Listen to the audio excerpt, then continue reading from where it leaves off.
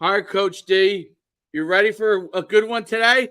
Absolutely, always. They're all good, though. They're all pretty good in their own way, right? They're all good in their own way. Everybody just does what they do.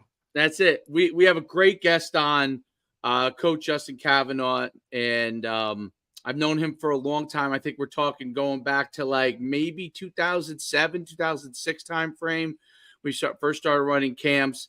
He played football at UNC, North Carolina, was a linebacker. That's just a little bit of background from his playing standpoint, but legendary trainer in the space of speed, quickness, and agility, and we kind of came up together a little bit during that time period. He has a facility still to this day where he trained a lot of my pro guys, but he's really, he wrote a book a couple of years ago, Man Up, talking about the things that kind of we need to do as leaders to really help people get to the next level, help ourselves, and he's really parlayed that into just coaching and mentoring people, not in the way that we think about coaching just as on the football field, but coaching them in life, mentoring them and mentoring young people, and not just young people, but business owners and people looking to get to the next level. So without further ado, let's bring on Coach Cav.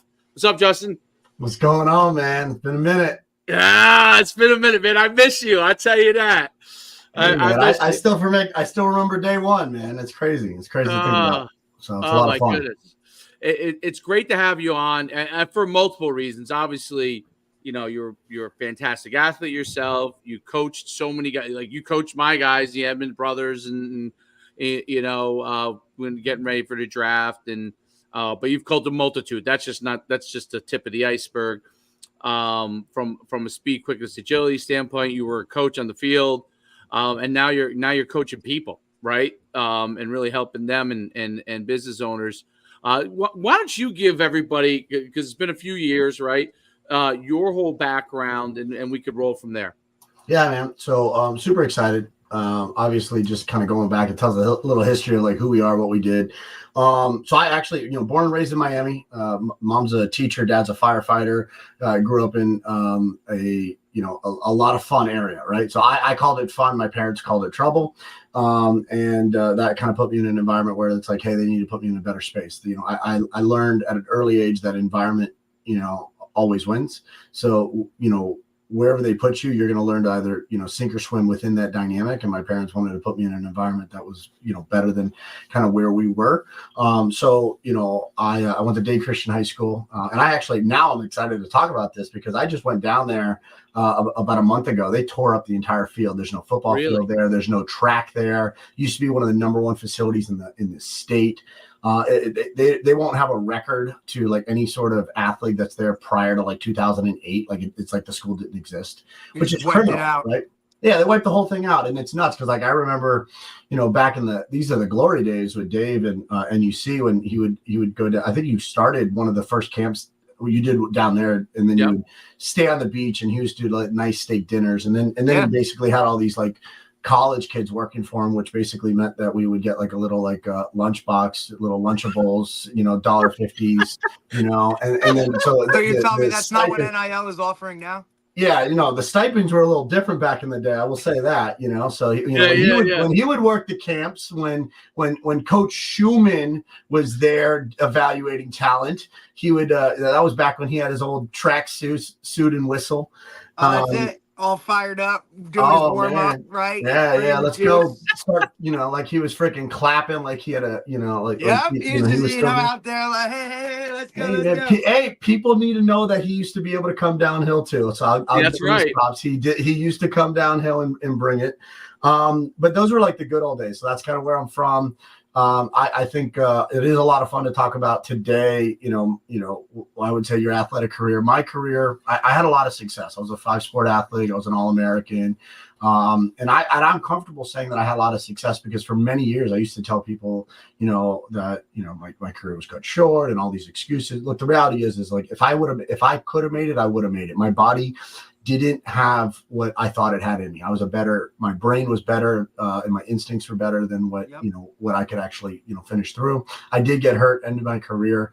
So, what I thought was going to be a lifetime of sports, that I was going to make millions of dollars and then come back and be Iron Man and a philanthropist giving back to the sport, turned back into me falling through a roof 25 feet, breaking my back and not being able to walk. And then kind of through that, learning lessons of getting myself out of there, that was kind of God's fast tracking me into coaching. Yeah. Right. And, so that's kind of what happened with me. So my career was basically a cup of coffee. But one of the things that I learned is, I was able to take all 5 of my visits in the recruiting process coming out of high school, because my dad was like, look, we don't take vacations. Our family wasn't one that we were able to have paid vacations. That's what this was. I knew where I wanted to go. Actually, I wanted to go, and I signed with the United States Naval Academy coming out of high school. That's nice. Where I wanted to go.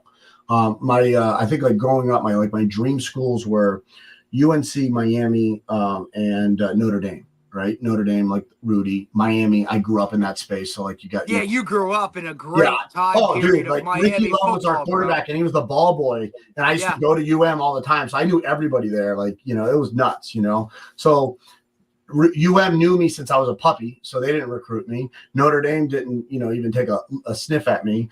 I had a family legacy that was kind of in the Naval Academy. That's where I wanted to go. And then when I found out day of that baccalaureate that I didn't get in, I failed my Domberg because I had a knee surgery. And back then they didn't let athletes in unless you were completely, virgin skin, nothing touched you. And I got beat up. So, I remember kind of going through the process, and Chuck Amato recruited me pretty heavily when he was at NC State. He was actually at Florida State. And then I loved him because he had this raspy voice, and then he had he was a little different. He was he had the glasses, he had the shoes, He just had that different look of, now it's not so unconventional, but back then you looked at him and guys were like, wow, this guy really has a different type of appeal. Made a lot of guys want to play for him. Absolutely. So I went up and took a visit to NC State once kind of all the, everything kind of failed out. Right. So, and one of the things is my dad said, hey, you're going to go on all these visits. You're not going to burn any bridges. So I went to Tennessee. So I went to those schools. My dad actually wanted me to go to Memphis because he's and again, going back, looking at this, he's like, you could play on that field right now. I show up and I'm starting, and I'm like, that's bullshit. I don't want to play for this place. And you're you're going back. You're like, damn it. That's what I should have done.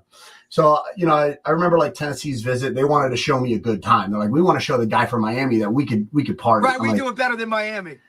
And I was like, what a bad move. Because I grew number one, I grew up in that environment. I knew what Coke was when I was 7 years old. I grew up in a party scene, and I DJ'd. I didn't like that. I actually stayed on the straight and narrow because I was around that all the time. Right. And I was never influenced. It wasn't a matter of hey, a bunch of people were doing it, I was going to do it. It's I'm around it. That doesn't influence me. I knew what I wanted to do. So when they threw that party at me, I'm like, get me the fuck out of here. Right. That was my mentality when I was on that recruiting trip. So word got out a little bit. Fun fact, I was part of the Colorado recruiting scandal. Dave, you remember that when they were giving, it was all on either. So I was actually a part of that. So I was getting interviewed right afterwards. It was pretty funny. Now to think about how far Colorado has come. Right. But so anyways, okay, well, I guess that was kind of the scene back then. Back then it was basically he got game, right? Yeah. Yep. Show up, be I'll be back in 45 minutes. Okay, buddy, have fun. So but that was those are very different days. And then so things didn't work out. And then because I didn't burn any of those bridges, Chuck Amato, I went up to go see Chuck Amato. I had a great conversation with him.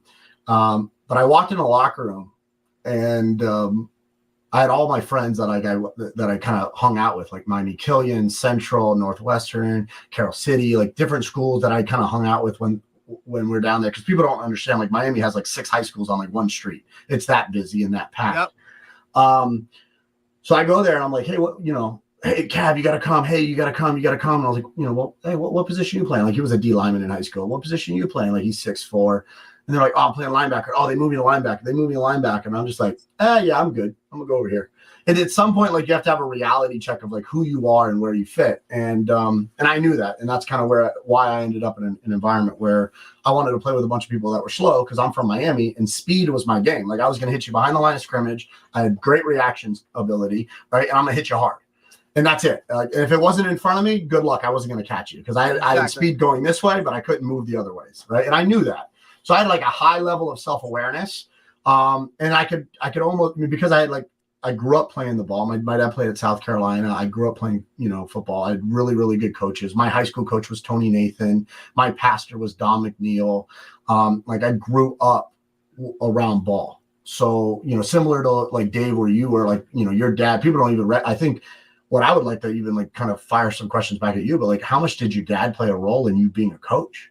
Oh, nobody knows your background, but like, that's a legendary coach on the track side. Yep. But no one talks about it because it's, we're now the old people. I was a young buck, right?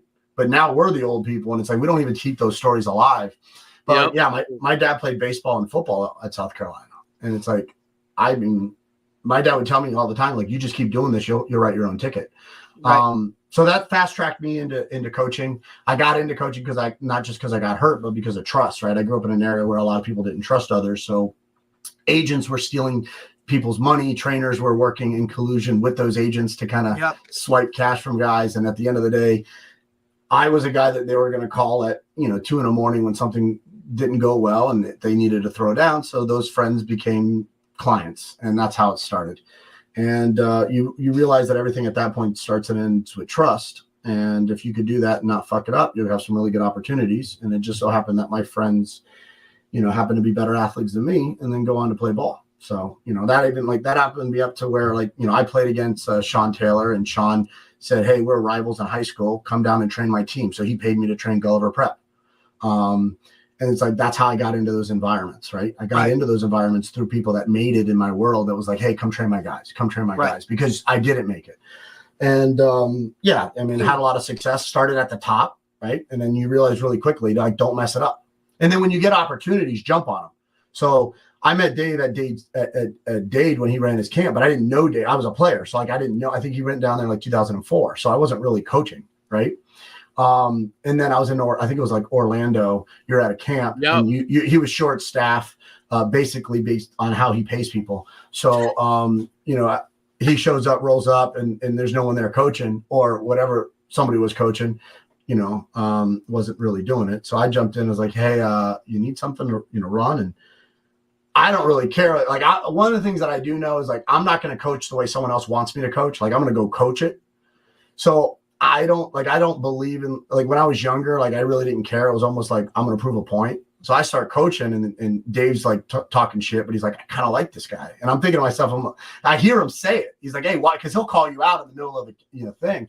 And I'll just be like, you worry about your crap over there. Like, we're going to take care of this. Like, and then also like giving somebody confidence as another coach. Like, if you think about it, he's technically the head coach in that environment because he's got to control everything.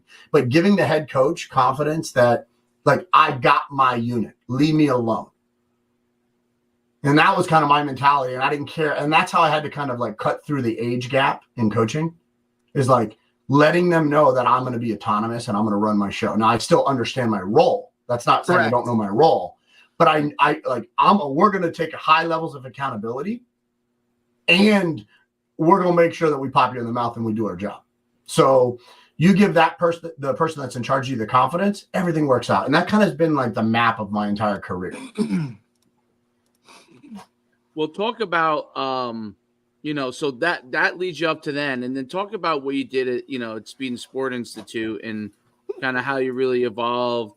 So just quick background, obviously it's Speed and Quickness training facility on the surface, right? But it was, when I first time I came down there, I knew you were doing it for years when you moved up into Virginia, but then when I you said, hey, send, I can't remember who we first sent to you, but the first guys we sent over to you, and they just loved it.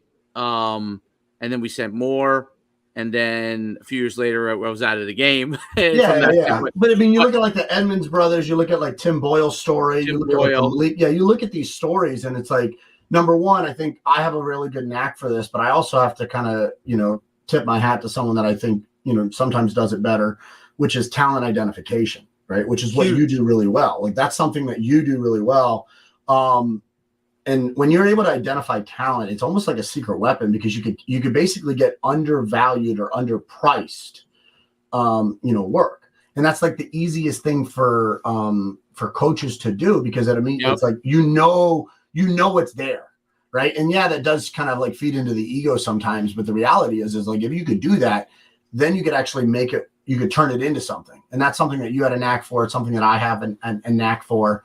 And then when we kind of work together on it, it was like you were bringing the talent, and then I knew how to kind of polish it, because I was putting the time in, right? You were in the suit and providing the cash to make sure those kids had the opportunity.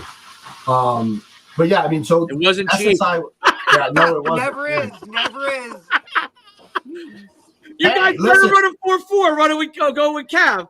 Hey, listen, I got receipts, and I still believe I have a check that I never cashed, just out of being the goodness of my heart. Out of the goodness of my heart. That's good. If I could use that money.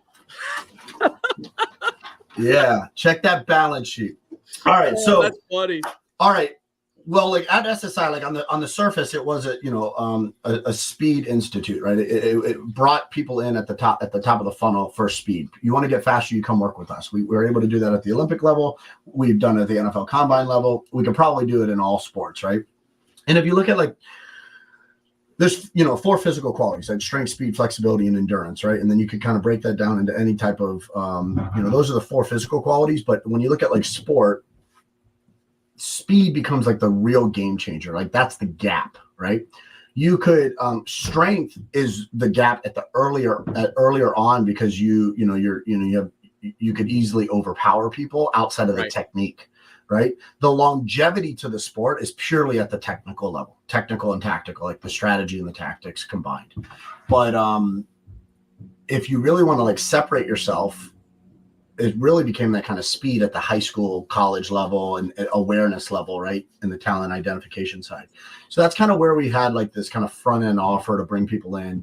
And we were also able to kind of have kind of that like little measuring contest of like, we're better than everyone else. Like we're not going to even have the debate around, how you do things. It's like, look, at the end of the day, we're faster than you. We're better than you. And we understand the skill of the sport. So we're not limited to the specificity of speed at the general level. We're specifically gearing that to what they need at the technical level. And when you're able to do that, you could really see some huge improvements. So that was kind of like the model there. The business didn't need pro athletes to build awareness. We already had that. Like we had our entire business was high performers. We didn't have adult fitness. We didn't have fat loss challenges. We weren't running boot camps. We were training the most elite athletes in sport in the local area. We were putting, 300 to 500 kids into college a year. We would have signing classes that were like 80 kids per sport. It's like, that was huge. Nobody was doing that. I think we were able to do that, not because of the talent that we were in. I grew up in Miami. Like I grew up in Dade County. I still have my damn, 305 number, which was my old pager number. I've kept it, same number. I grew up in like hotbed of football, right? Not this like New Jersey Dade bullshit, like all that crap. Yeah. It's not like New Jersey bullshit, like football. It's none of that crap. Listen, you're preaching to the choir, bro. And yeah. We're on the same page. And we've had him on the show. We have before, 1 to your 10. We have 1 to your 10. We've had him on. Like one of my best friends is a Jersey. He relocated down there. Now he's the head coach at American Heritage in Plantation, right? Oh yeah. So we're talking about like Dade County, Broward County. Like these guys are different, right? So you ain't got to preach to the choir about Jersey ball against that. Right? I'm just gonna get a bunch of hate from all my guys. Yeah. Yeah, the state champ, Bergen Catholic from Jersey, went down there to play Chaminade last year, lost by 60. So yeah, I was the linebackers coach at Chaminade when we were number 2 in the state. Yeah, but look, that's a whole nother podcast. I get it. Well, fun fact: when I was the linebacker coach at Chaminade, like I had 5 linebackers that went to ACC or SEC, and we played a 4-3. Right. I literally Malik Malik was on the bench and he ended up going to Clemson. Like he was on the bench. Like your backups. I mean, we talk about it all the time in the recruiting world, right? Like, look, if you're from, the Northeast, like, you know what I mean? Like, you're not coming to the Northeast to get a corner, right? Or you're not coming to the Northeast to get one of those guys that are, that type of player, right? So do I go, if I'm like, say Rutgers or UConn or Syracuse, or like, I'm going to go down to Dade or Broward and I'm going to recruit the 4th best corner on the team because he's still a Division I player here. He might not be a 5-star or a Division I guy down there, but up here, that guy can play better than most of these corners or DBs, right? And I would argue, first of all, UConn have a football team or no? I think they're still FCS. I'm just kidding. Yeah, so, with Tim Willman and those guys are going to kick my ass being UConn guys. We're the kings of basketball. That's our claim. Hey, so look, I'll take it. Men's and women's, take it. Yeah. So, but if you think about that, one of the reasons why they go down to South Florida is I don't think that they're very well coached. They're not very polished. So if you go to like Northeast, like where I'm in, like in Virginia, you're getting this. You're getting guys that are hard worker. They're troached up, tough. Like they understand the game of football. I mean, listen, it's literally the conversation that I've had with my buddy. Right? He's like, if you could take the coaching from the Northeast, bring it down here with these guys, unstoppable, right? Which is something that it's like, like the. And I think that's where add the other stuff to it. Yeah. So and that's where like from a talent identification standpoint, you see those guys and you're like, okay, if I could polish this, I know what I could do. There's opportunity there. So. Correct. So like the lid, like their ceiling in South Florida is like much higher just because they haven't been coached at that level and they're just all raw skill. They also haven't been in the weight room. So you're dealing with guys that are like speed driven, they're skill driven, but they're not really well coached. So they have instincts, but they don't have systems. Correct. They have speed, but raw athleticism, but not actually like formal weight room structure strength, right? I had farm boy strength. I didn't lift until I really got to college. And I didn't that's one of the reasons I didn't realize how strong I actually was because I was my dad lifted his entire life. So his body was beat up. So he almost didn't let us lift. So I was just like I was a raw athlete, didn't really train. So once I got into college, I was like, my bench, my first year, I was like, I got bucketed for 225 for 2 reps. By the end of my freshman year, I did it 22 times. And it's just because it's like the first time I was consistently under a bar. But So what's really interesting. So like I've talked to Derek about. I mean he's from North Jersey, so he knows it. But what was interesting is like when you came up in the speed and strength world was right when I was starting to like transition out of it in the last few years. Yeah, you were already in it early. Yeah, I was in it really early, and like Bill Parisi and all. But you were like really. Then there was same time Joe DeFranco. Yeah. And the next gen was like Scott Paltos and you. Yeah, Scott. Yeah. Right. Like you guys were like the next gen, and I had guys with Scott, and I had guys with you, and I see similar. I mean, obviously everybody's slightly different, but there was similarities from like a core standpoint of development of speed and strength and the understanding of how important speed was. But you probably see this now, and I don't know how like you work with a lot of high level guys, you go down to Jamaica, you work, you had a guy, I think made the finals, the 100-meter dash Olympics, last Olympics. Then you have the guy who's the world champion, the Special Olympics world champion, right? Paralympic. Paralympic. Nick Mayhew, 100, 200, and then the 4. Yeah, he's doing well. He's got world championships coming up in Kobe now. Jason Rogers from St. Kitts, 100-meter runner, and then Johan Blake's from Jamaica as well. Johan Blake, right?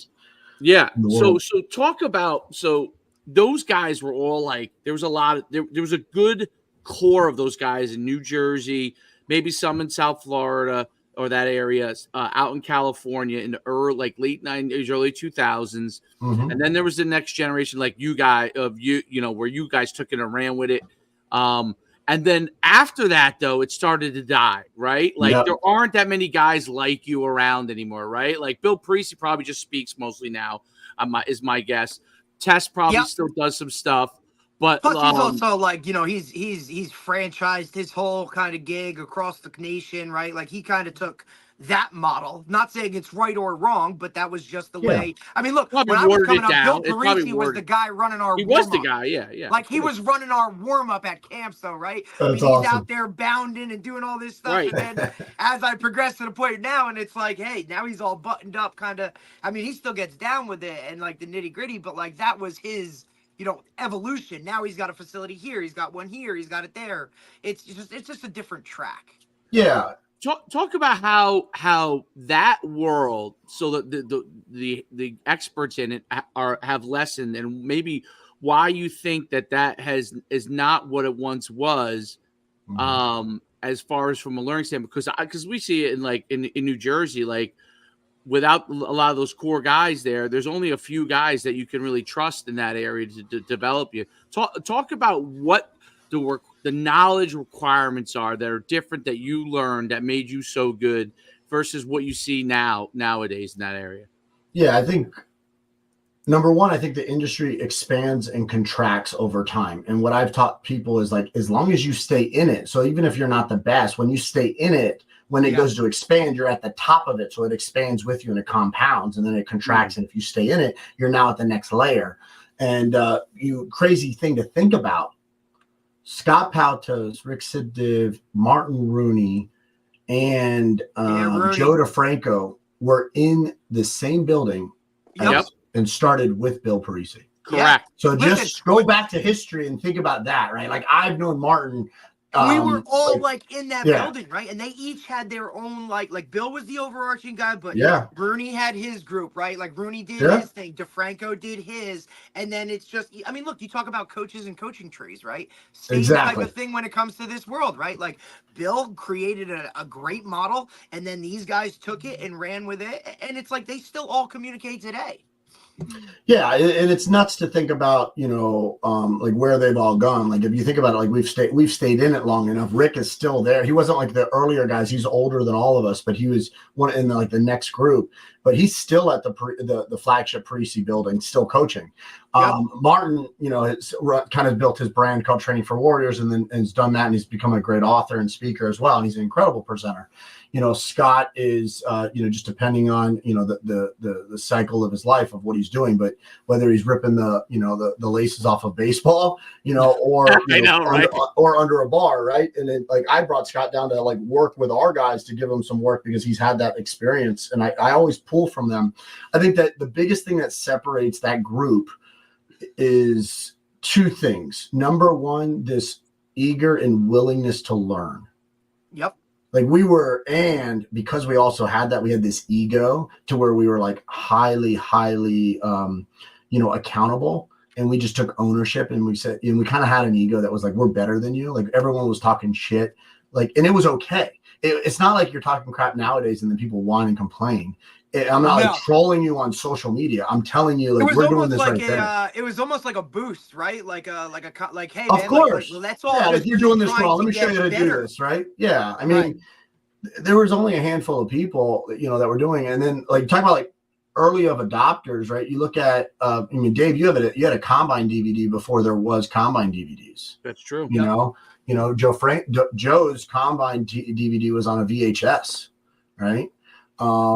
And it's just, I think it's different. I will also say nowadays you need one player to open up a facility. That's the so you need one name and then you're good to go. I mean, I would always go man, that's weird. Like this session had 15 NFL guys in this session. Right. That's what we're doing on a day. And that's somebody's entire career.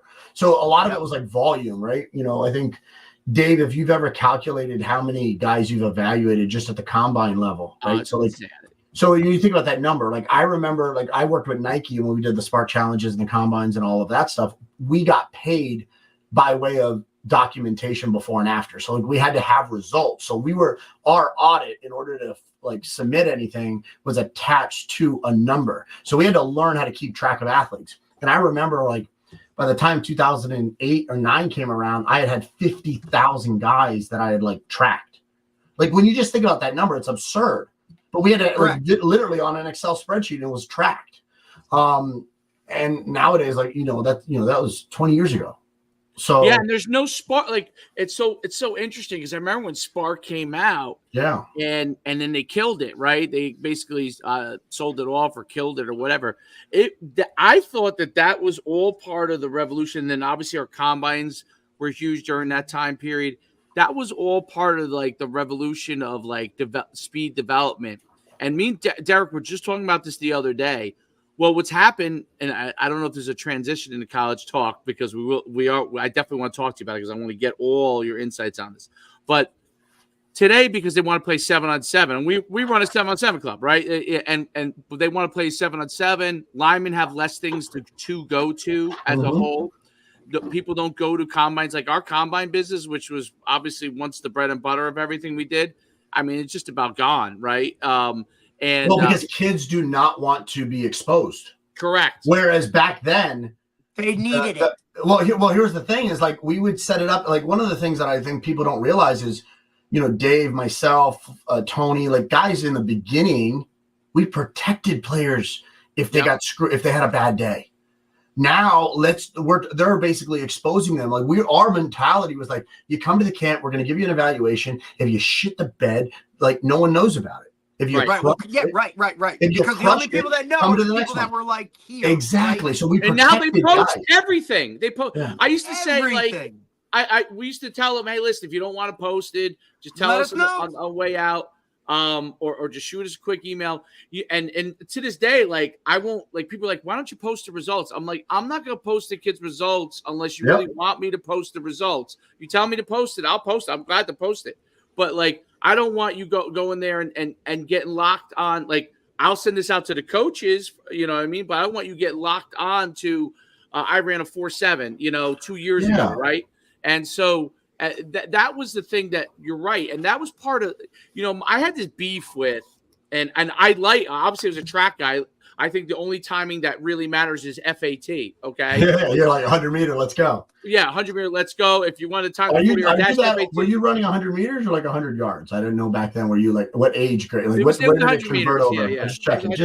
And you're not that far behind. So I know you're in your 40s. So easy. But, get him in when you can, bro. And you got a little guy around my age. Wait, how old's your little guy? He's going to be 7 next in a week. There, Dave, right there. Okay, so mine's 1 year older. Yeah, so that's awesome. That's right, because I remember it was all around that same time period. But yes, I'm old. I'm old. I'm grandpa dad. So, but what's interesting about is FAT, right? Which obviously because you work with track, as you know, that's really the gun to the electronic timing is really the true time. You're getting a picture, man. It's like there, boom. So now they have, they have the systems that are quote unquote better, like laser timing, but I can tell you insights to NFL combine systems. Like that's easy. I could go back. We could go all day. Listen, let me cut the chase right here. Let me just throw it. Look, I've been in the NFL combine business for too freaking long. Right? About a good 8-9 years ago, it became the ratings plummeted, and then you had shoe companies that sponsored. And you guys could go back and fact check me. Shoe companies sponsored the combine. And they had to pay for it so they would actually run it. It's actually not ran and managed by the NFL. A lot of people don't understand some of these dynamics. Yes, it's all curated and they are in charge, like at the end of the day, but it's a ratings thing. And in that window, right, during that window, it needed to be marketed. So you're not really getting really good marketing numbers if people are running shit times. So there was a single year where you could go back and look and you could video analysis a test. And you could see a kid that runs a 4.5 and you look at it and it's on a video, it's like a 4.8. And then you wonder why he had a great combine or he dropped in the draft, right? It's because there's no coach that I know that I respect that is going to go to bat in that war room for a guy that he didn't pull the trigger on the clock. Right. If he didn't pull the trigger on the clock, I'm sorry, it doesn't matter. There's a reason, why Belichick's at the 10. There's a reason why coaches are got their stopwatch. Because if there wasn't a reason, they would just wait for the results. They would look the kid run and be like, I like the way that kid moves. What was his number? I like the way because that's all you have to do. You have to see the way the kid moves and then look at the number. But if they don't trust that number, why should you? Correct. And if you actually go back, and we had to do this a lot with like defending our guys, because some of the guys would, not be happy about certain numbers, and you'd be like, boom, like you go to a pro day and you start to see how like the discrepancies of like what the Raiders got a kid timed at versus Jacksonville, and you're just like, different. How the fuck did they get this kid clocked at 4.9 and the same kid clocked at 4.4? And you're like, what the heck's going on? So yeah, the combine business it's a marketing business at this day and age, right? So you have to be very tactful to do it. You have to understand, like, if you're an agent, you have to be talking to teams and director of, you gotta talk to people that really know what they're doing. You need to not be a salesman. You need to understand like what's going on. You need to know football. There's too many agents that don't know football, and they get shunned in those conversations because like it's like, all right, you're having a business conversation instead of having a football conversation, and then you get bucketed. So yeah, the combine space is just all marketing. Generally, you're going to see kids move a certain way, and you're going to see, relatively good numbers, but there are some things that are a little bit funny. And that's why, in track and field, it's really, really difficult to have like great discrepancies because it's gun to photo. Right. It's gun to photo. And and could you imagine if they did gun to photo on these 40 times? I mean, you might as well just take a calendar out and start timing with that, because people are going to. So I'll tell you, here's the thing. You're a track guy. I was a track guy. Like I was a decathlon, but I also ran like the 100, 110 hurdles. Like that was my jam, right? I had insane acceleration. That's where I was strong. I was getting out of the box. I ran at the University of Miami Combine going into as a sophomore. I ran a 4.62 and a 4.58, both hand and laser timed. I got a call like, hey, you want to talk about it? I was so embarrassed about a 4.6 because I thought that was slow, because I grew up in Miami in a track space. That's so slow when you think about that. But if you actually think about that in a national level, at a linebacker, I played at 235. Like that's not slow at all. Nope. Right. But in Miami, I might be one of the slowest guys. But when you start getting out of that environment, right, the minute you go out of South Florida and you move up, once you get out of Orlando, right, when you're in Orlando up, like that's no longer fast anymore. And now it's not a fast environment. Now you are so much faster than everyone else. I didn't know what was fast because of my environment was so much faster than me. Right. You were always in a fast environment. So like I would tell people like I don't want my numbers posted. Like, are you kidding me? I ran like 4.6. That's slow as shit. Because I'm playing against guys that are like, I mean, literally burning me. And and that's a different level. Because like, I mean, I ran, 10.8s consistently, right? Like 10.2 doesn't win the state in high school. That's crazy. Now, I mean, those are Olympic numbers, but you don't realize, there's a difference in like senior level people where like they run it on a regular basis. And there's a massive gap between like a 10.3 and a 9.9. Like that's insanely different. People just don't realize the difference. But I think a lot of people don't know, and parents don't know. They're uneducated. Parents definitely don't know. Coaches don't know, so it just feeds into a worse system. So back then, we were educating people, we were protecting kids. We also had a lot of fun, right? We got our hands dirty a little bit with it. But nowadays, I think that it's gotten so far away from that, and coaches aren't developing players at all. Like they're just not developing players. Like I would say 10 years ago, the worst coach position in college or at the high school level has to be wide receiver. Nowadays, it's actually getting significantly better. The wide receiver position coaching is so much better than what it used to be. But back then, it was horrible. Like guys couldn't even run a slant. And I think it's because there's a little bit, I think personally, like with that, the way the game has changed and the way that passing has now become more of a pivotal role, right? More receivers on the field at once, more guys coach. Like everybody thinks like, hey, okay, so if there's more of that position, I need to have a better coach at that, right? It's also one of those things that you can market and do, right? And train those guys as a receiver coach a little bit easier than some of these other positions where, hey, and we talk about it all the time, good, bad, indifferent. Like, hey, these guys go out there and you have some receiver coaches that are excellent, right? They understand the craft, they understand the whole thing. Then you have some of these guys that are out there with cones doing all this stuff that's like, Most what of are we them. talking about, dude? But hey, I gotta train this kid paid for an hour. I gotta come up with shit to do for an hour. So okay, let's make 75,000 cuts and then we'll do that. Okay, and then we'll do it, and then look, watch, we'll put it on video, and now we can market it even more so, right? I mean, look, I just think let me break down my receiver play for everybody right now, because I can't stand this. It's so freaking simple. If you want to make a cut, there's 2 cuts, right? Like you're going to run basically a speed cut where you're cutting on the outside leg going to the outside, or you're breaking. That break is basically vertical at 45, or it's coming back. That's it. That's it. So outside of the speed cut, which you have to be prepared for, and you have to be almost a smaller, like weighted body. Like you can't have too much weight on you. Fun fact is, like if you look at like Chad Johnson's career, Ocho Cinco, where he got hurt is when he put too much weight on as a receiver. Correct. Because he wasn't able to do what he was doing best, which is making cuts on a dime. Like he got full speed to just stop vertically. Right. He couldn't do that. Right. So that's one option. The other option, which is the most common route, right, where you're at some point cutting vertical or cutting back, all you need to do is look at Allen Iverson and watch a crossover. That crossover 100%. Cut is the only thing you need to learn as a receiver. We talk about it all the time, bro. Like the other thing is getting off the line. That's what it is, right? Like receiver play at the line of scrimmage is one-on-one in basketball, right? Like where am I trying to go? If I'm bringing the ball up as a point guard, I'm trying to go that way to the basket, right? It's if I'm a receiver and I line up, I'm trying to go vertical towards the end zone. Not all this whatever. Yeah, and you want to get into, like, if I were getting into recruiting right now and I was doing development and recruiting, I'm going to get freaking undersized point guards that 100%. Are more physical, and I'm turning them into DBs, and I'm making them all play corner. And nobody wants to play defense. How many times we talk about, Dave? We go to combine showcases now. We have 45 receivers and we have 4 DBs because nobody wants to be exposed. Right. And what they also don't understand is, and we go back and forth with it all the time. It's like everybody wants to score touchdowns and do all this kind of stuff, but it's like there's only one football. How many targets are you really going to get a game? Whereas you go play DB, you're probably on the field for 3 snaps every series, right? It's like, it's just these little things that everybody just wants to be in the limelight, and everybody forgets there's only one football. Well, and the NFL portrays that a little bit too. And I'll let you, because if you look at the draft.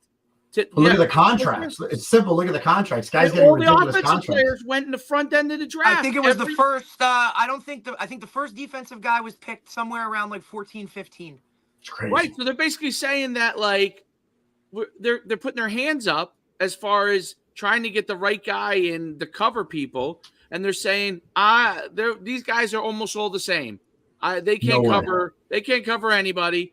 And all I need to do is get a guy who can get open on routes, a guy who can deliver the ball, and then the tackle who can block the guy trying to rush to quarterback who's trying to get rid of the ball.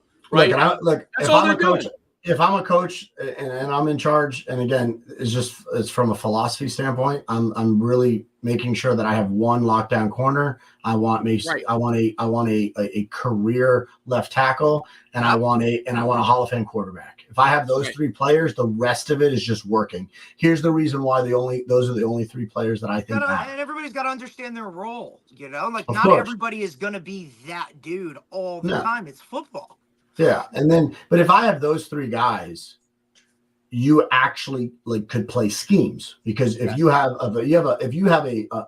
a man corner that could do his job, you could do a lot of stuff.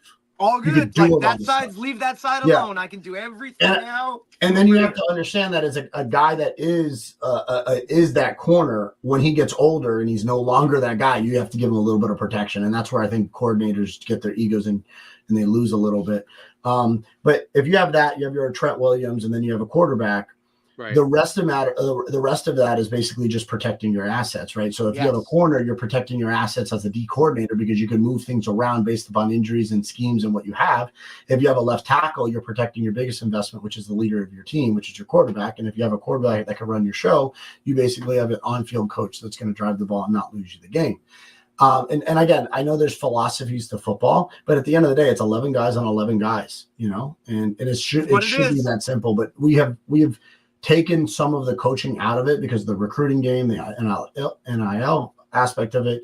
There is no offensive line that is being coached well at the college level at in a Power 5 world. You've lost it. It's crazy to me. So when you find a really good offensive lineman that's coached up well, it's great to see, because it's very, very rare right now to 100%. see offensive linemen that are actually really, really good.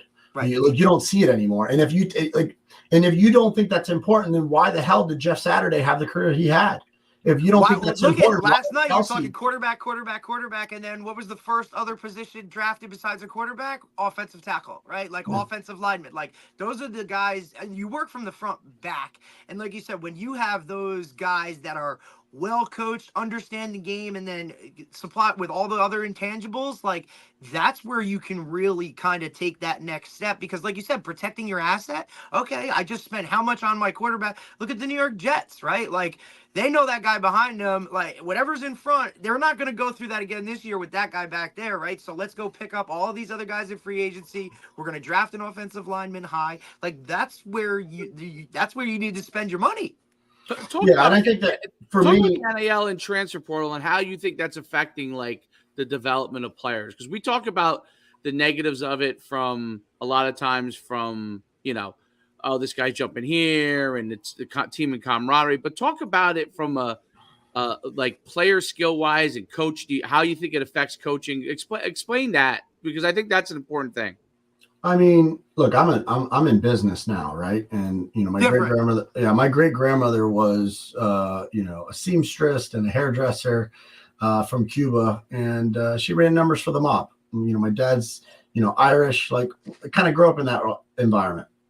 I would much prefer actually to go back to the way it was when the mafia of sports was running it, and it was illegal, but it was still done and no one knew about it or no one talked about it.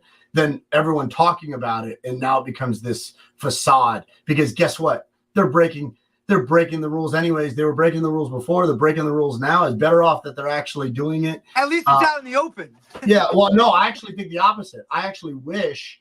Oh, you wanted it to you want to keep it I would want to go back, because here's the reason why. Duffel bags. I actually like the duffel bag mentality, because what happens is the appreciation stays there. When now the duffel bag expects it. Exactly. So now that's my biggest thing, is because what you're doing at the cultural level is you're changing the expectation. Yep. And if you're basically saying, I know what you did and you know what you did, but we're just not going to talk about it. I got you. You got me. We're good. Now it's you owe me. In order for me to go here, this is what I got. And now you're setting it up for failure, right? This is why a Nick Saban could sit in a house and say, you're only going to spend 2 years with me, because I'm going to do what's best for you and your family for you to go get drafted. Exactly. Now, is it better for that kid to go there? Guys, the reason why we know about Oregon is because of TV. Right. And uniforms. Now they've lost that luster, because every team has TV and every team has uniforms. Yeah, now everybody has that. Yeah, but that's the reason why. I mean, nobody knew who Marcus Mariota was. He played in some freaking all-star game in Texas one year, right? Against another quarterback. Yeah, my all-star game. You're damn right. All-star game. Exactly. So you had a little with Johnny Manziel, which you were there for. No free shout-outs. By the way, you talk about how a team runs a show as a coaching level, right? By the way, still the best warm-ups of all time, the all-whites, which I didn't get. I had the other ones. But the all-white warm-ups were the best. You look at the way that Texas team as coaching staff ran it versus kind of the other side of the fence. Oh, yeah, Coach Dykes, yeah. So different, right? And it's that's the system. So systems really, could recruit players. Systems could mold players.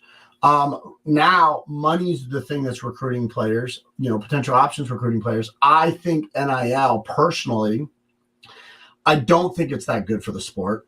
It was going on before. I think that they've tried to do it right. I think that I would prefer NIL over the transfer portal. If I had to pick one, I would choose NIL. I think the transfer portal is horrible. And it's just because, look, I mean, I remember picking up, a coach that was with Urban Meyer, and he had literally a 3-ring binder of just SIM cards that he would have to just run through. I got a SIM card. This is gone. He got a SIM card. That one's gone. Like, that's back in the day. That's what they did because they had a limited amount of how many texts that they were allowed to send to players. Yep. That's the way it was, and that's so I don't really like it, but it's also like you got to learn the rules of the game. And Correct. if you're going to, I think people that are going to bitch about it are going to get their butts kicked. So I think at some point you have to just be like, hey, I know the rules of engagement. This is the way it's going to work, and that's the rules in which I have to play. They all had the right mind. Like they all thought it was going to be like, all right, this guy will go here and he'll sign some autographs and he'll this. No and that. chance. Like, come on, man. Now we're talking about like your third string guard saying, hey, I need 100,000 or I'm leaving. Like, I'll use this great analogy. This is the truth of it too, and you're dead on right on this, Derek. Dead on. Okay, when I was an NFL agent, the thing that used to drive me nuts when guys who they were in training, hadn't even got picked up, most likely were not going to get picked up, were asking to do appearances. And I'm like, you're like, no one's going to come, dude. Watch like, no one's going to come. For what? I set up at a bar. No one's coming to get you to sign anything. What are we talking about? You know, I don't care how many IG followers you got. I don't care, like, you know what I'm saying? Like this now, that stuff has changed. But the NFL had a nice pecking order on that. Some of these guys are all parameter and nothing there, right? Like some of these guys are really good at, like, they're either good at it themselves, media and marketing, or they've surrounded themselves with a good team, media, marketing. That now you're creating like a smoke and mirrors type of effect. It's like, all right, well, this guy must be good because he's got this, he's showing that, like, right? Like all of his social media means one way. It's like, dude, this guy can't even run. I look at it like this, though. Like, okay, so there's two things. Because of your playing ability, you're getting NIL, right? Like you're talking about the other thing, which could happen, is the media side. You become a media star like the gymnast from LSU. Okay. Mm-hmm. And a lot of the female athletes, it's not just their ability, but also the media side. That other side of it, right? Like they have to use that, to be honest. I mean, right? Like it's kind of like they need a little bit of this, a little bit of that, because they don't get. No, I mean, we can't be in denial. Like we understand that, like image sells, right? Like if you're good looking, you're going to have an advantage, right? What gets clicked on? I just think that you are running into. It's just a slippery slope, right? We've already gone so far off of it that it's just you've lost it, right? And then at that level, you have even to rein this whole thing back now. You know what I mean? Like right, like that game's gone. Now it's just a matter of like mitigating risk. Because at that point, right, I think right now we're just at risk mitigation. We're not actually going to change much. It's just like, okay, we effed up. The system screwed up. We're not going to be able to fix it. Right, how do we actually protect ourselves so it doesn't become a big problem? Because you're going to run into some massive issues eventually. And it's already issues. Employment. You're going to run into massive employment issues. What constitutes an employee of the university? If I'm making, let's not even talk football. Let's talk Caitlin Clark of Iowa. Sure. She made $3 million in her career at Iowa. Okay.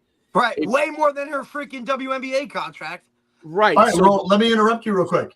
If that's the case with what you're about to say, if what makes her an employee, now the head coach of that team has to get paid more than her. Now, hold on. It gets even better because of the state law. Correct. Where they live, the state law. Like if that was in Kansas, which I don't know Illinois, but if that's in Kansas, the athletic director has to get paid more than the coach. Yeah, they're not allowed. We're talking parameters, and that's before you even get into taxes or any of that. The AD and the president of the university needs to have a hierarchy financially based upon their state law. Right, because otherwise it's kind of like you have the inmates running the asylum, right? Yeah, but if you have an employer that's a state employee through the university, that then means they have to align their contracts accordingly. Well, right. Well, so right now, according to NIL, obviously she's not an employee. She made that money. But the bottom line is eventually there's going to be an issue where, and this is going to it's probably happening already, but I get an NIL deal, okay, from somebody. Somebody breaks that contract one way, shape, or form. what my restitution is almost zero, right? Because if it's like some outside organization, it's going to be very difficult restitution wise. Lawyer goes and says, screw this. Right. He plays for the University of X. And you know what? The only reason he's getting that, was supposed to get this money, or he or she, whoever the lawyer, is because of the University of X. And University of X better fork that money over. And he technically is an employee of the University of X because he goes to school and they'll say, oh, his scholarship. And they'll go back and forth. And eventually what's going to happen, you're going to find a state that is going to find that is an employee. Okay. There's 50 states in the union. One of them is going to find that eventually. Okay. It's going to be an issue. Yep. It's going to be an issue. And, and all you need is a politician to say, I think that this is wrong for X. And I'm not on either side of this. I don't know what the right answer is, to be honest. Right. I really don't. So I'm not on either side of it, but I'm just thinking from a liability standpoint, how crazy is the liability financially on a university because of a collective which is not representing the university, but is representing the university. Right. There's been so much gray area. It's such a gray area that you just need the right lawyer who knows the state laws, the employment laws, and have a state that has something in their law. Like every state's different, right? So they have something in their law where you technically, this cannot happen. Boom, that's the window of opportunity, blows the whole thing up. And now it becomes employees, which I think is not a bad thing. I think being employees would regulate it somewhat, even though I'm not, I'm kind of more on the side of a capitalist, meaning like it shouldn't have to be that way. But I do see both sides. This is one of these issues that I see both sides of the situation, and there's no exact resolution of it. But what's going to happen is the lawyers are going to figure out the way that there is going to have to be some level of resolution. They're going to figure out whatever they need to figure out to make money. They're going to make money, right? Yeah. That's exactly right. Yeah, because if a lawyer said, look, and imagine a lawyer looking at it like, hey, if I get really good at this, like this is just the first step, right? Because now everybody's going to do it. I'll represent everybody. Everything's about money. I will corner this market and I will make things happen. Of course, right? And you're already looking at some of the Ivy League schools have already done this, right? Like I think it was either Dartmouth or Cornell, one of their like basketball teams said, like, no, we're going this way with it. So it's already starting. The other thing too, like from an NIL standpoint, like they need to, if they're smart about it, they need to start assigning the payouts to the contracts around timing. So I would do all payouts attached to post transfer portal dates. Right. Well, and that's the other part that's always good when we put people on here, right? Like the schedule, right? Like you got transfer portal stuff going on with bowl season and recruiting, right? Like I would attach payouts to. I would do a signing bonus for an NIL kid. I would do a monthly base retainer so they could feel it, so they don't forget, right? And that's requiring touch points. So for a few $100s, they have to do a check-in or a post. Yep. And that's how their contract should be written. I would attach their bigger payouts to their signing bonus agreement or whatever that is. Absolutely. To post-transfer date, post-portal date closures.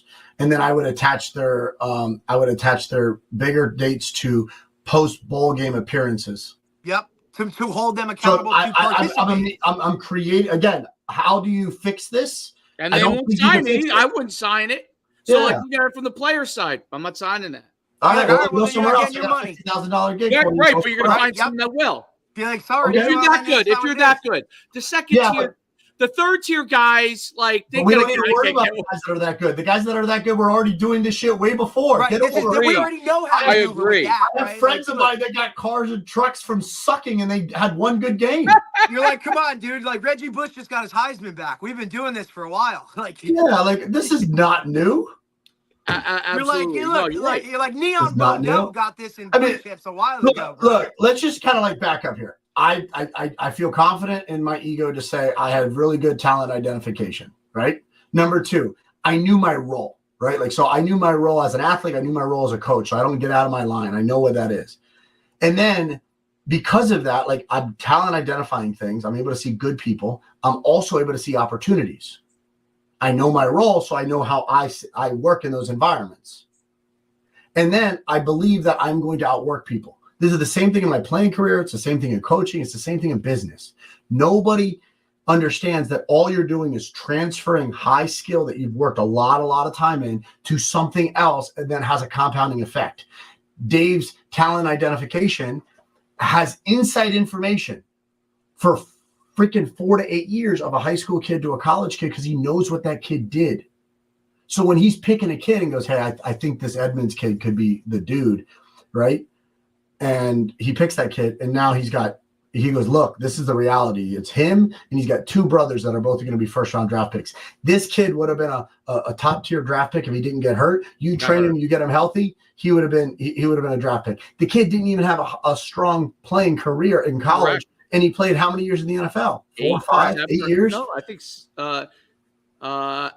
he just retired last year. Just last year. So it was 2019 he went in. So I guess 5, 6 years? 6 years.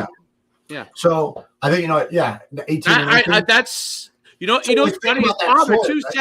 His father said, if you can get him in, he said he's gonna be at least 5 years and maybe a 10-year player. And you agreed with it too. I remember you. Yeah. And I think it's also interesting because, like, I remember saying this. I was like, dude, this kid's an incredible linebacker, but he's always had the ball in his hands. People don't remember, like, he was an all-American linebacker. They just had a bunch of guys get hurt at Virginia Tech, so they gave him a ball. That's what he really should have been doing. We were just talking about this the other day, talking about how, like, because I had heard LaDainian Tomlinson was on a podcast, and he's like, I didn't play running back until I was, he went the other way. He was like, I didn't play running back until I was a junior in high school. Like, these guys play different positions. They're just as good at the other one if they had pursued that. I was a quarterback, and I was a quarterback, and I used to train with Ken Dorsey. Kid Ricky Love was like the ball boy at the University of Miami, and he was like friends with them. I used to go train with Ken Dorsey when I was in high school. Most underrated college quarterback of all time. Right? Great, like, systems guy. Figured it out. I think he's awesome. But anyways. So I used to go train with him when I was in high school, and everyone's like, "Oh man, you're great, you're great." Listen, and I could chuck the shit out of a football. Like when I had a shoulder, I could throw the piss out of it. And hey, I was a high school quarterback too, bro. Receiver, DB, and that was one of the, like, me going into college. It was like, all right, well, what position are you going to pick? This school wanted me to do this. And for me, I knew really early on. I started as a freshman as a varsity quarterback, and I knew really early on. The next year, like my sophomore year, I literally told the coach, I was like, hey, I got to wear 57 if I'm going to play quarterback. And he's like, what? I did the same thing. I said, I have to play. I have to wear. My favorite football player is Dwight Stevenson. He was an offensive center, Hall of Famer in '98. And I literally said, I have to wear number 57. I wear number 11. And I said, I have to wear number 57 if I'm going to play quarterback, coach. And he's like, why? He's like, because I'm going to play linebacker. That much fun. I was not playing it. Because he didn't want his quarterback to go both ways. And I was like, that's what's happening, Well, so I also knew, I just played linebacker. It was for me, like, all right, well, look, I'm a 5'8", like, receiver. What am I going to do? I'm going to be asked to go across the middle and basically get my ass kicked every day, right? I like people like you. How many packages am I going to be in? How many targets am I actually going to get? Like, and I love playing special teams, and I'm like, all right, well, offensive guys, most college coaches lean towards defensive guys to play special. I'm like, look, I'm going to play defense. That way I can run around for 3 downs, play all my special teams, because as a high school player at a small school up here in North Jersey, like, I never left the field from the time I was a freshman to the time I was a senior. So now I was used to that. Now you're asking me to come play one way. Like, that was tough. So how can I get on the field as much as possible? And I think a lot of these guys now, that transition, they don't get that part of it, right? Like, listen, you may have been the best player on your team, but now you're going to college and everybody is the best player. Of course. To a whole nother level, right?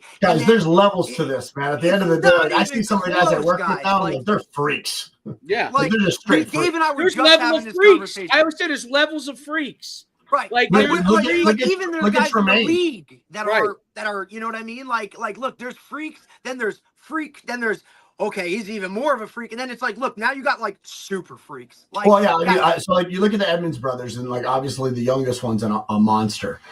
Last year, it was pretty funny. Last year, I'm working with, or 2 years ago, I'm working with Chase Young, and we're getting work in, and he needed to come off the ball, like, just to get used to some stuff.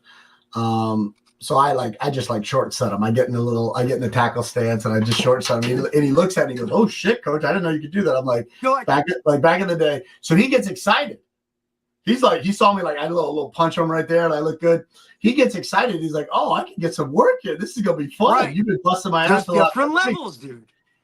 This man grabbed me and he little thud. I looked at him. I said, "You fucking do that shit again, I'm gonna throw an elbow at you right now. Don't ever touch me like that again." Because I'm not doing that. I'm not getting hit by him. Hey, you can say this all you want. You're a top 3 pick. It doesn't matter. As much as I love to say, yeah, I can handle myself, I'm not letting that man hit me. It's not happening. He does that to me again. I promise you, I'm gonna slip and throw an elbow right to his jaw. That's just what's gonna happen. Because that's the only way this is gonna be fair. Yeah, no, it's there's definitely. We just had that with Dave. Who are we talking about? LeVar Arrington, right? Oh, monster! Yeah. I would say Penn State. Well, that's my story of so I LeVar doesn't pick up my call anymore, but LeVar and I back there in the combines, we talk, and at the NFL combine we had breakfast, and we're walking out, and I'm a good sized guy, but he was every bit of 6'4" and a V shape, Yes, yeah. But he's not young. He's a few years younger than me, but not maybe 4 or 5 years younger, but not much younger than me, right? And I was just like, wow. I'm like I was considered myself a really good athlete, had some freakish things I could do, but this guy was a freak of freaks. Just not just athletically, because he used to jump as fast as I was. He ran the 100 meters faster. You know what I mean? And he's bigger. So those guys that came off the board last night are on a different level, right? Well, you look at LeVar. Yeah, LeVar, Dave, coached the camps with us. He coached at my camp, coached the camps with us. Right. Sometimes you get in there, and I would watch him coach, and I'd look at him. By the way, you can't tell LeVar anything, right? And I looked up to him, so I wanted to admire him. But I look at him what the hell are you teaching? He's like, you got to do this. You got to do that. I said, you don't understand. No one could do that. I played the same fucking position. Your arms are a foot and a half longer. You're the only one that could do that. Right. And a good friend of mine. They have a play named after him, the LeVar Leap. He used to jump over the top and tackle people. But he used to teach drills, and I'd be like, LeVar, nobody could do that. Your arms are 6 inches longer. Yeah. Yeah. It's like when you get say even when you get a high school coach to come down and coach the youth kids, right? And it's they can't do that stuff yet. Or you know what I mean? It's just a different. Right. It's kind of just too, to be honest. One of the other things that my buddy at American Heritage just said, he goes, look, just because you played in the NFL doesn't mean you can coach at a high level. No. Most of those guys to him are just, look, they understood their role. They were really freaking good at whatever, but to teach it, to coach it, it takes a totally different type of person. Not everybody's, you got to be empathetic. You got to be empathetic to the fact that a person, you have to be able to develop those certain things that they may not be able to do what you could do. So you have to think about it as what can they do and how do I get them to be able to develop that maybe they could do X, right? Right. And that's the hardest thing. When you're a great player, that was my hardest thing from when how many times do we talk about high school corners? How do we talk about high school corners being able to cut? They don't really know how to play corner, but they've always gotten away with it because they're just so fast, right? Or they're just so athletic. Yeah. At the high school level, if you could teach kids to move their hands and feet and not play with their body and just go 100% effort all the time, you're probably going to win games. Yeah, you could just teach the kid. You're also going to set them up for success because you're teaching them to move hands and feet. Right. When I probably didn't even have to use my arms 90% of the time in high school because I'm gonna just put my head through your chest. I'm gonna knock you out. Absolutely. That's what I was able to do until you find a guy at the college level that they just bounce off of you. Right? He can do that too. Okay. For me, playing at the inside, because of my speed, they wanted to move me outside and back to playing safety. Right. And I'm like, and you probably would have been an outside guy if you had played in defenses now. Yeah, nowadays, yeah. But for me, I'm like, wait a second, I don't feel comfortable in this much space, right? So, but if I'm on the inside, I'm getting down blocked by a 6'5", a 6'4", 6'5", 330 tackle. I don't have the leverage that they're teaching basically to lift and rip around. I got to beat them to the hole, right? Yep. But which is where this starts to come in too. Yeah. So, but if I have instincts and I hit a hole like a running back should hit it, right? I'm actually You're there breaking those guys there. Yeah. But I'm breaking schemes, so that doesn't work well for a coach. Well, so a coach doesn't like that. I had a kid, and Derek knows because he was from that era. I had this kid's name was Anthony Pomo. He ran track at UConn. He was 5'9", 140 pounds. He was a quarterback for us, actually. He was lightning. But when he used to play corner, it was funny because, we used to teach him the back pedal and stuff. Anthony would stand there, and we played when I first started coaching, it was a small school. Derek played at a small school too, so did I. And it was a small school, and he was definitely more athletic than probably everybody he played against, other than maybe the kids from Paris Catholic. But he was definitely even faster than them. He was state 100-meter champ. So yeah, he was lightning. He was lightning, and he was just a great athlete. But he said to me, he goes, I can cover these guys without backpedaling. Right, like, okay? I don't have to do that. And he said, can I turn, like you see a lot of guys in college now are turned, their back is to the sidelines because they want to see. He said, can I just look inside to see run and pass because and not play like square or anything like and you see a lot of the faster guys now turn completely my back to the sidelines because if I could see really clearly if it's run and pass, I'm fast enough that if I make a mistake, I can recover. Yeah, I got makeup speed. They might throw it and I'll pick it, which used to happen. He used to do crazy shit. Like shit that and I was a DB coach at the time, shit that I'd be like, no, none of you should. You guys are all good athletes. None of you. Yeah, but nobody. You're not doing look that, over dude. there. Like, what he's doing. That's okay. He's going to get away with it. Okay, you do that. That's 6 you're points. Not. Yeah, that's 6 points. But it's interesting because that's how I do. That was the first time I saw it. Say, okay, that's how a great athlete could and there are guys much better than him, right? Could go through his career and be such a good athlete without having to really hone in on certain things, right? And then when they have to teach it to others, that's how a pro player could have a hard time teaching this because I used to do this and this and this. And those 5 guys over there, they're good athletes, but they can't do any of it, Yep. And then they can't understand it. So the guys who have empathy, and I want you to expand this because this goes into what you're doing now with businesses and individuals, right?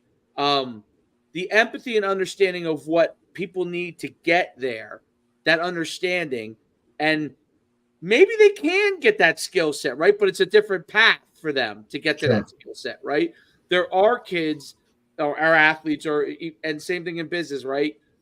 I may not be a genius, okay? How does a person that's not as smart as Elon Musk become successful? Well, there's loads of them, right? Like I would say, like, listen, some of the wealthiest people I know, like, own construction companies and they're builders, right?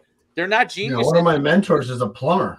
Right. They figured out in their niche what they did well, and then they leverage it. Talk about what individuals, and obviously you work with businesses too, but obviously it still comes down to individuals. What are the things that people have to do and understand in order to become successful? Yeah, I would say same as sports, right? Number one rule, like you have to have know who you are, right? So you have to have self-awareness. That's number one. Okay. Number two is you have to know who you are, and then number two, you have to know your role. Okay. So if you understand your skill sets and your abilities, it would be you're going to have a lot of success, understanding like where you fit within that environment.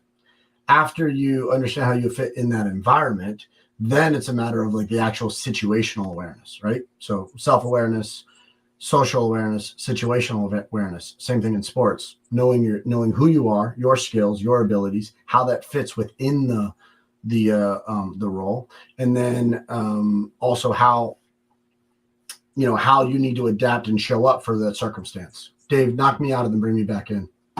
Oh, why did I lose you? I'm frozen.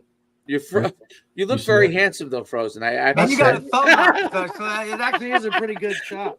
Let me kick you out. I'll kick you out. I'll remove you. Let's see. How do I do it? Kick you out of here. Kick from studio. Kick him out and let him come back in. Derek, by the way, that's the funniest thing ever that when it happens. But there's still nothing funnier than when it happened to even though I felt bad for him. And he was Tony. Oh man, Tony was so mad. So mad. He might still be on the rails. He might be on the rails about that. You think? I think it bothers him more than it bothered us. And you know what's funny? The person who thought it was funny, but he did want to laugh, because you just know how he is. I know Nippius wanted to just start chuckling because he would make it up. Tony's back. I just know, like, he said to me, you know, you got we do have to have a podcast for Tony, you know, getting Tony back because he would go once a week if we wanted to. I listen, Tony could be like his own. Like, I guarantee you, if we put it out there, like, hey, you want to have like a weekly spot to come in and talk, like, I mean, because he'll just talk. I mean, listen, he's been around for God knows how long, right? Like, all of that kind of stuff. He is all in. He's got his book and all that. I mean, just his book alone, that's 400 something pages on option football is incredible. What does that book go? I have to get that. It's not on Amazon, right? It's like on. No, it's like you got to go through a specific website. I think it's First Down Publishing. Like, because I even looked at it and was like, oh, maybe I can just like take this and send it to Dave, right? Like, or whatever. Right. It doesn't allow you to do that because, like, you know, because he has that interactive part of it where it's kind of, you know, like he goes from picture of the play to explanation of the play to video of the play. Like, it's interactive. It's almost like you have to, like, you know, I don't know even how you would share it or do whatever with it. Now I'm trying to. I see Justin back here now, but I don't see video. So I wonder, oh boy! I don't know if I have. If you want, oh, we're almost there. We're almost there. Oh, he's talking. Is he talking? I guess I can bring him to the stage. Oh, there he is. There he is. You're back. Let's fucking go. Let's go. Let's go. Let's ask this question again. So we talked about and you start great tirade. I'd like to thank StreamYard for making it always so difficult for everybody to stay on for full time. I don't know. No free shout outs. Yeah, right. But you know, you started to talk about, you know, what it takes to success, and I led into it with, you know, to get someone from one point X to Z or A to Z, everyone has a different path, right? But they can get to maybe an elite level. And we talked about, like I said, my example was a construction worker. That guy owns this construction business. You talk about a plumber that you work with that built a gigantic business. And it's not just about how intelligent they are, but understanding who they are and what leveraging what their intelligence is to get them where they need to be. Talk about things that people really do to become successful. Yeah, I mean, I think number one needs to be they have to have self-awareness. They have to know who they are. Number two is they have to know their role, right? So, like, you have to know your position within the locker room, right? You don't want to be that guy. And that is social awareness, right? And then the last one is situational awareness, right? And it's like, you know, the wars in which people have, right? You have the war against the world, the war against, you know, others, and then the war against oneself. And if you can master those, then you're going to be successful. But most people, in the process of trying to figure that out, they see themselves or they identify as something that they're actually not. Like, at the end of the day, I know who I am. I'm I'm hyper aware of my abilities. And I basically kind of like push my limits, and then I know exactly where that kind of break point is. So I pull right back from there. Huge. And I think that's what most people aren't willing to do. Right. And I think that it becomes, you know, I'm comfortable like being in an argument. I'm comfortable fighting. Like, I also laugh that, you know, I also laugh because like I was at one point in my life a very freak athlete. Like, I laugh because like I jumped 39 inches, right? I could throw, you know, I have a cannon for an arm back in the day. Now I could probably do that once now and then I'm hurt. But it also, so I have to like kind of understand that like there's some things that you don't have anymore, but I still have that dog in me, right? So if I can still fight. So that's the other thing too. So the benefit is like if shit goes down, like I know I can break your neck. So it's like I have this like high level of confidence, but you also need to understand like that confidence that doesn't need to turn into arrogance in an area that you maybe not know, because you also don't know someone else's ability.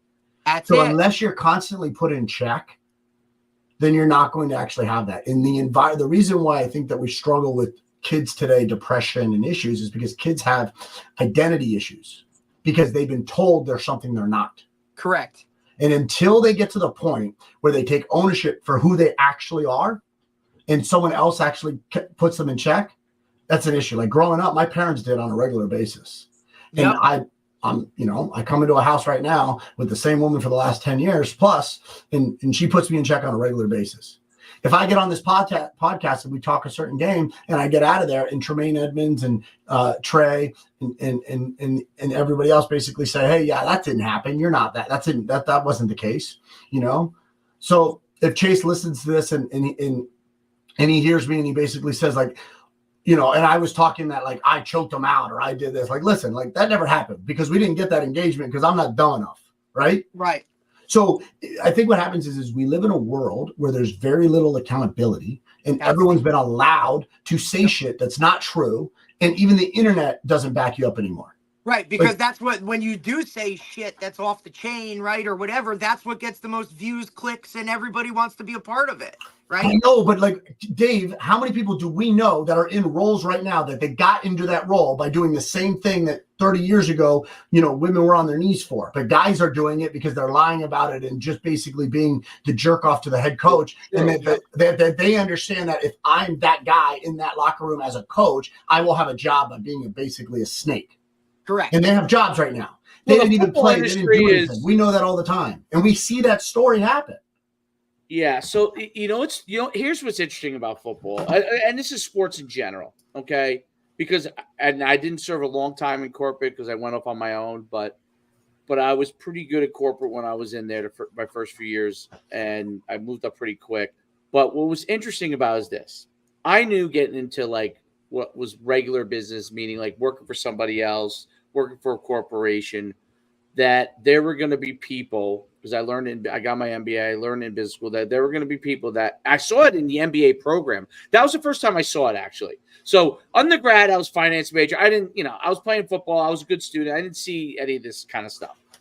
I did not. Most people who get their MBA work for several years, okay, and then come back. Well, I was on scholarship, so I just used my last year to start my MBA program. So I had no work experience. So I didn't know I didn't understand anything with respect to that. I was very naive. And I'm in there and I'm listening to people who have worked sometimes for 25 years, right? Sometimes for 5 years. And I watched people manipulate.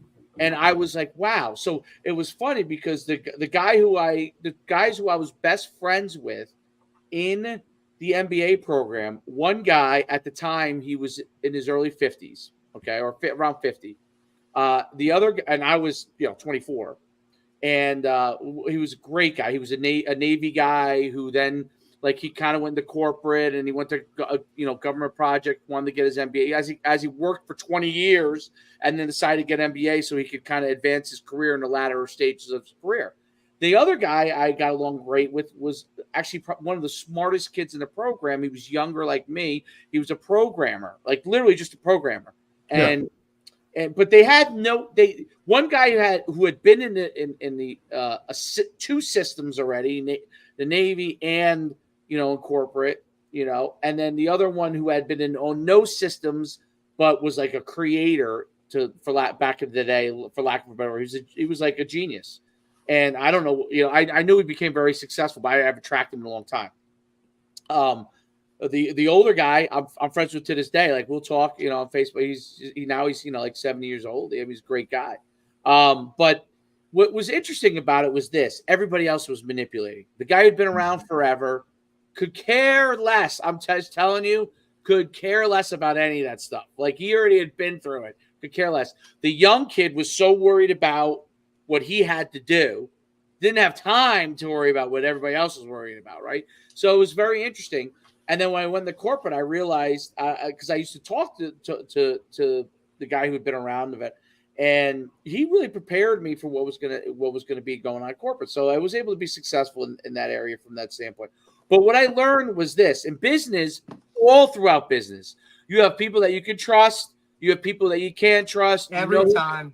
There are guys that they're ride or die people. There are people that are only in it for money. There are people that are in it to manipulate whatever they can to get to the top. You have multiple different types of individuals all the time. So first I left because I wanted to start my own business and I wanted to coach, right? Which my father's influence was, right? And I thought of coaching itself as a pure thing, right? And I figured my business strength and speed thing would help me have money so I didn't have to be a teacher if I didn't want to. blah, blah, blah. Well, what happens is from the time I started coaching to now is that coaching is more of a business than corporate was. No doubt. Yeah, spot on. Like people are like, coaching is a business. No, you can't. Like corporate, there's are kind of like unwritten rules, right? Like there's like you just can't go F over your boss and not potentially have there's nothing to come of it. Like right, but in coaching, you can, and they do, and then just get another job. Like, yep, and nobody even thinks twice about it. Like, because that's my boy over there. I don't care that he effed you over. Yep. He's my boy. I'm bringing him over here. You know what I'm saying? In corporate, there were repercussions if you do that enough times. That's you're gonna kind of be you're gonna burn bridges. You're gonna be put out the pasture. You know. In coaching, I think I got some. You move up in coaching. You do because you knock people off. That you step on top of the person that helped you. Yep. So I find it interesting because normally there's a lot of insecurity in leadership roles that they don't want to see people move up, and that's what holds certain people back. But in reality, one of the things that they do to hold you back is the fact it's not the insecurity; it's the fact that they understand that they're gunning for your job. And that's like, why would you want to be ride or die with somebody that they're actually hoping that you have a bad year in one area? Oh, I hope this guy fails so that I can get the job. Like, right? But I get like, how can, like, I just find that to be, I mean, it's a business like that. It's cutthroat. And that's sad. Like, I got to admit though, that's really sad. NFL was a business, but was corporate style. So of course. So that was the thing. Like I tell this to Eric all the time. I think the NFL is still like that though. I like the college better. Is not. College is not. I like that. I like the college game better. Okay. No doubt.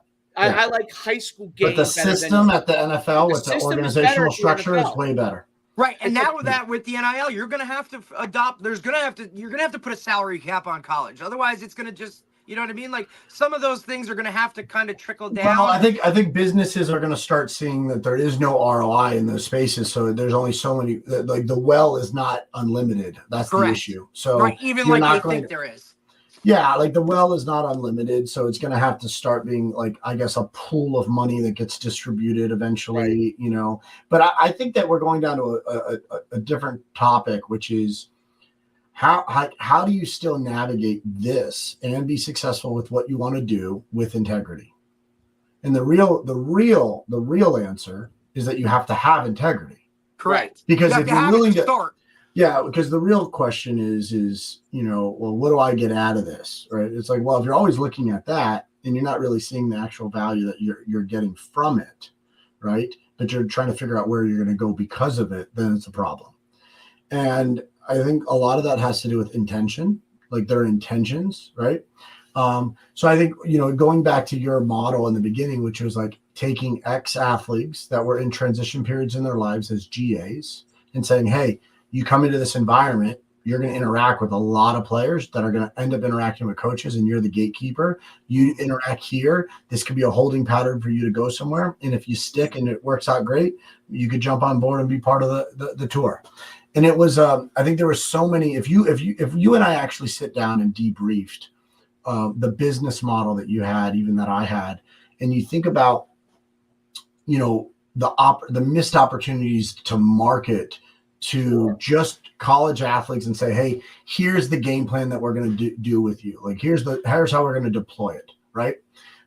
So many different things could have come out of the model.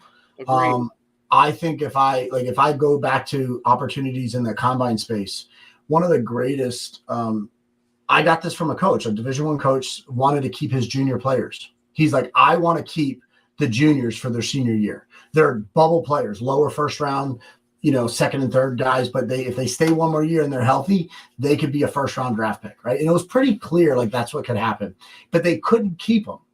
And they were trying to figure out why. And the college coach said to me, he's like, Cav, would you be willing to come in and before our spring, before the combine, during our junior days, before that, would you train our juniors so that they look the part, so they're now on the board?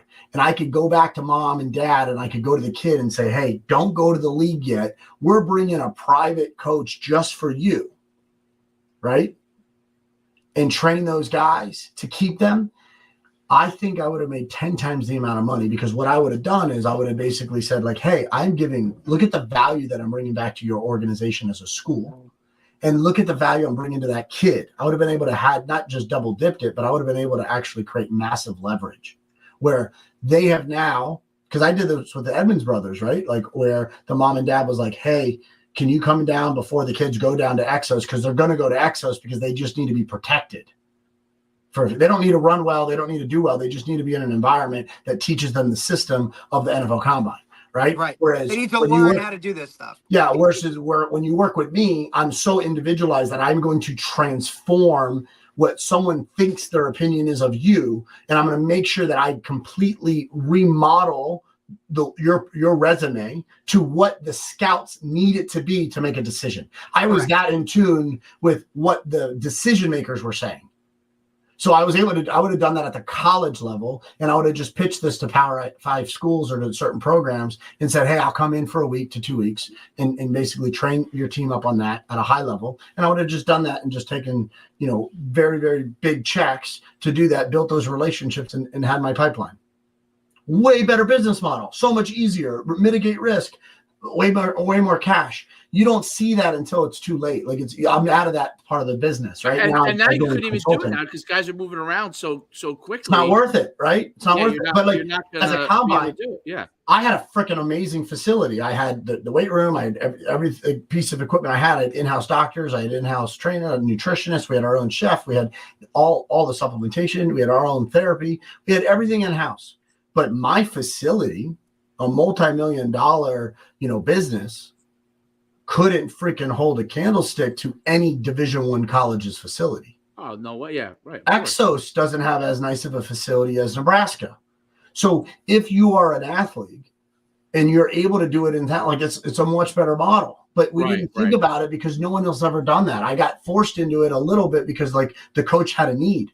So going to your model, it's like there's companies that just took the data and sold the data. Right. Made more money.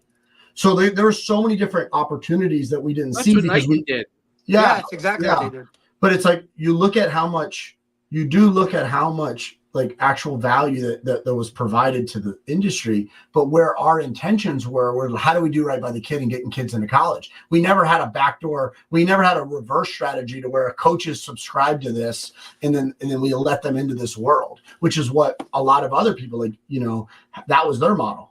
Right. There is they're bringing so much of this stuff in house, even though it really doesn't work per se, because of the way that the model with NIL and transfer portal is. So many of these kids, like you have no idea the conversations. And good example is Dion, who probably has a pretty good pulse on most of his team. He lost the kid who is from Florida, who grew up with him, and he transferred. He was shocked that he was transferring on him. The running back, I can't think of his name. Derek might know, but he was shocked that he transferred on him, right? Because the bottom line is that the environment changed so much in college that nobody trusts anybody, even if they should trust somebody. It's hard for them to trust someone. So I don't know, Derek seems like a great guy. Dave seems like a great guy. Justin seems like a great guy.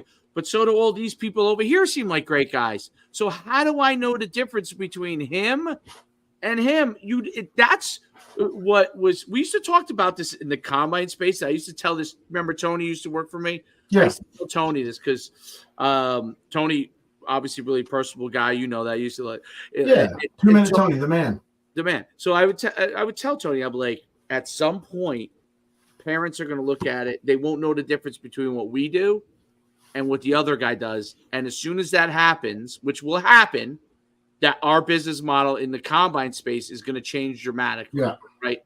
And then eventually it happened. Right. I always knew, even when we were riding high, that's probably why you always saw me like somewhat nervous about everything, because I knew that at some point I could see, because I talked to the parents. I used to get the emails, I used to read the emails, good or bad. Like I could tell that people had a hard time figuring out the difference between maybe what we did and then somebody else. It's not a piece of software, right? It's not a piece of software that does X that no one else can replicate, right? But even now, shoot, you can't tell the difference between this software and that software, right? Yeah. Even those models, you're like, okay, eventually your model, whatever it is, business or sports, whatever, if it gets to a point where it becomes a commodity where I can't tell the difference between you and somebody else, whether you're a good guy or not, that is a very difficult thing. And you know, in business school, they used to call it perfect competition. Okay. Mm-hmm. Perfect competition is where there becomes so many competitors that there is negligible or nil amount of profit margin in the business, right? So what's happened in a lot of businesses now, you're always trying to stay ahead of the curve, right? You're sure, of course. Like I do something new, I think, but what happens in a lot of businesses now, because things are like worldly and global to this extent, is that your little advantage, okay, or even if you have a sizable advantage, is going to get chipped away faster than ever towards perfect competition. Which perfect competition used to be a fascinating thing to me when they taught it in business school, because it would go through my head over and over again. Okay, I create a niche, I become successful, they eat away at it. What happens in the end? What happens is, why do you see companies sell before that? Guys who recognize it well, okay, because they exit. They exit before that happens, because they know what's going to happen maybe a year or two down the road, maybe 10 years down the road, but at some point it's going to happen. So they take whatever they can so they can live off of that until they find the next opportunity. Of course. Right? Or some retire. I guess we do well enough. But that's that perfect competition is. So what is everybody doing even in sports, right? You're trying to commoditize talent. So you have perfect competition opportunity, where the difference is this is what the NFL tries to do, is negligible. So the TV product is better, right? Perfect competition. They don't get, obviously you're not getting there. So you need, but you're going to be there in certain spots. So positions where you could argue there's levels of perfect competition. One of them is inside linebacker, right? Yeah. Almost a dead position. I could take any great athlete that's a safety, an outside linebacker, guys like me and you, Cav, right? Yeah. And say, I could find 150 of these guys. There's a lot of us now. Yeah, back then there wasn't, which is crazy because there wasn't. Nobody wanted to bang. Nobody wanted Nobody wanted to do that. Yeah. And if you could, you were one dimensional. You were one dimensional, right? And I wanted to hit you before the line of scrimmage because I knew I couldn't catch you if you were past it, right? And that played into instincts too. And most people didn't have both. Nowadays, they're a dime a dozen. Yeah, a dime a dozen. And now, obviously, the great ones are difference makers, but they churn out so many of the second tier and third tier guys at the NFL level, because what's the difference between one another? As soon as he runs out of the energy, the size, the speed, whatever, move the next guy in. Same thing. Right. The fullback position obviously became that way, right? The guard positions started to become that way, but because the game lacks physicality, you might see the run game. Derek and I have talked about this. You might see the ability to run the ball become very successful again because everybody's spreading it out. So maybe the right guard or the left guard on the zone becomes more valuable because of that. I mean, down the line, but they've tried to commoditize that, right? They try to commoditize as much as they could right tackle. But left tackle is almost uncommoditizable, right? Yep. You try, but how many of those guys are there? Very, very few of those kind of people, humans on Earth, right? It's like just massive human beings. The center, they try to commoditize the center in the NBA, and then you get guys like Jokic, right? Yeah. And guys that revolutionize and change the way that position is played. Right? Like, well, I mean, what's crazy, people don't realize this. Yeah, people don't realize, like, you want to go back and see something crazy? Go back and watch Orlando Magic Shaquille O'Neal highlights. Yeah. How freak of an athlete is he? Right. Like, skinny, athletic movement, just freak athlete, not big man.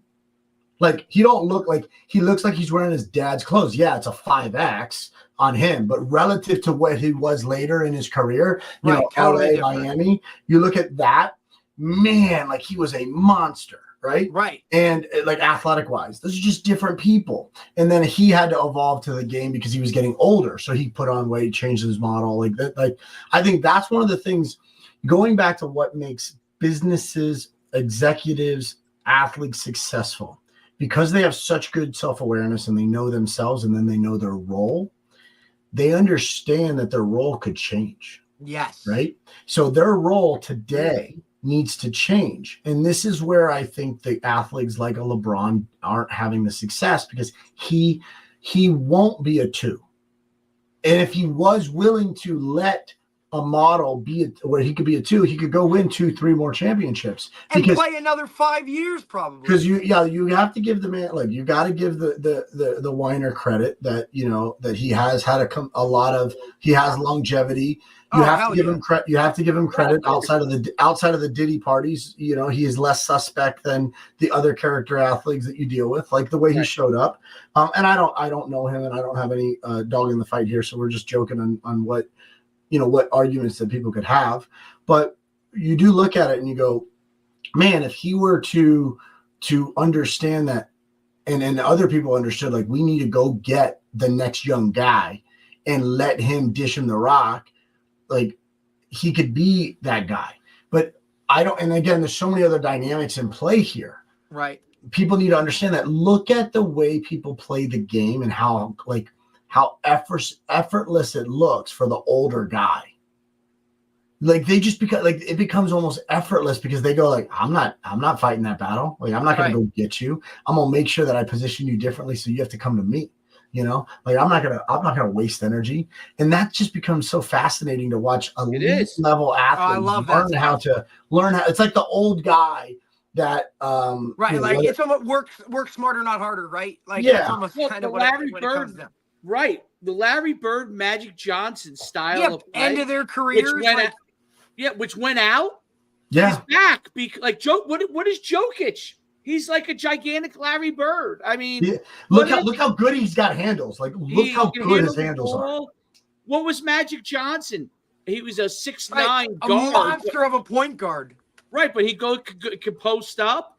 He could shoot a little bit from the out. Like, they could do all those kind of things. And that's it. It's so funny how that, and that's the whole thing. Is like, Steph Curry revolutionized the 3-point game, and then it became a commodity. Everyone shoots it, right? No one started practicing from 7 feet off that line. They were like, why would I even do that? I would get right to it and work that environment and work that range. By the way, people don't realize this. Like, take the worst shooters in the NBA and just put no pressure on them and have them shoot. Oh, they'll make everything. They're lights out. The only difference is like, you're forgetting the fact that the guy in front of you is that good too. Yes. So, I mean, I think about it the same way, like, as this kind of comes to like a little bit of a close, like, I'd look at it and I go, man, like, it's the same thing in business. It's the same thing in life. It's the same thing. Like, look, yeah, we have to be, I do have a very different personality in roles, right? Because I understand my role, you'll see me flip it on. Like, you know, Dave, you've seen me coach, right? I love coaching linebackers. I love coaching offensive linemen. Like, I can't stand coaching the quarterbacks, but it's a lot easier nowadays. Oh God, yeah. I love coaching the quarterback. I don't have to move that much. I just bring him in the corner and talk to him a little bit, you know. And everyone's like, you know, it's funny, but I was like, at the NFL Combine space, I became like the quarterback guru, and I know the quarterback gurus, and I laugh because I'm like, you guys are putting me in that category of these guys, and I laugh. It's because I just had a lot of quarterbacks that came to me. It's not that, like, if you're a coach, you're a coach, right? And I like you to get in the details. I like to get really, really deep into like the technical level and the tactics and be able to start to understand, you know, the game. But I mean, if you see me coach a linebacker, like, there is a different level of intensity that I bring coaching in that environment. That if I'm coaching a wide receiver, I don't see that it's very beneficial to yell at them into a cut. Whereas as a linebacker, I find it very, very beneficial to get in his grill if he's playing soft off the ball, right? Like, I just find that the results are different based upon the personalities, and I am hyper sensitive to the individual and into the dynamic. It's the same thing in business, right? So at the NFL Combine level, someone says, hey, coach, I want to do the impossible at the mathematical level. It is highly unlikely that I'm going to make it. Okay, you paid me to do this. I'm going to slam your head in the pail. You think that your job is to bring the horse to water and let them choose. That athlete had a choice. He chose for me to coach him. I slammed their head in the pail. They either drink or they drown. That's your choice. You're going to drown or drink the water, buddy. Because you told me I'm responsible now for your success. Yep, because now my name I is can't on it. do it. The only thing I can do is slam your head in the pail. I can't actually do the work. Right. Now, my name is on it, though, right? So I'm definitely going to take it to a different level, right? And in business, now it's just a matter of like me understanding, like, not everyone is there for that same purpose. Some people are there for a paycheck, to put food on their plate, for them to, like, they're not all high performers. They all can't be us. So I take the role of a coach very serious, and I do take the leadership role just as serious. So if I'm a coach, my job is to advance the position and the outcome and make a change. If I'm a leader, my job is to empower you to be able to create the goal that we want and make a change.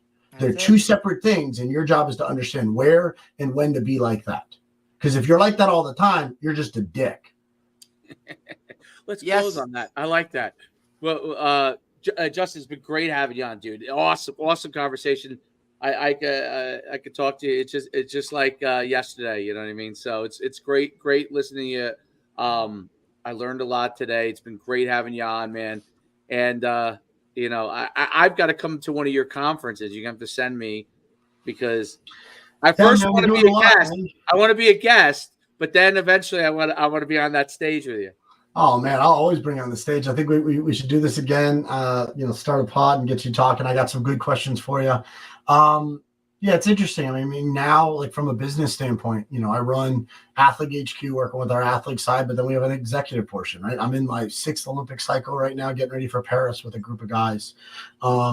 That's exciting. Let's go. It's exciting, but I'm also, I love the Olympics. I'm also, I'm knee deep in the NFL still, where I'm working with guys and keeping them healthy and trying to get guys that want to have, longer careers. So important.